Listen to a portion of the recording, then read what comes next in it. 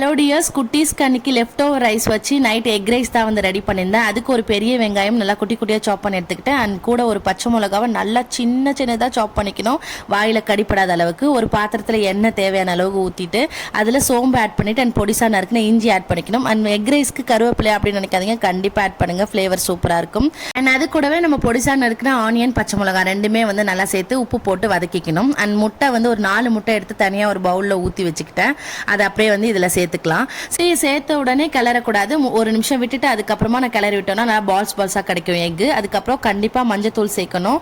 அதுக்கப்புறம் நம்ம left over ரைஸையும் சேர்த்து எல்லாத்தையும் நல்லா மிக்ஸ் பண்ணிவிட்டு ஸ்டவ் ஆஃப் பண்ணிவிட்டு அதுக்கப்புறம் ஃபைனலாக கொத்தமல்லியும் அதுக்கப்புறம் பெப்பரும் போட்டு இறக்கணும்னா சூப்பரான எக் ரைஸ் வந்து ரெடி ஆகிடும்.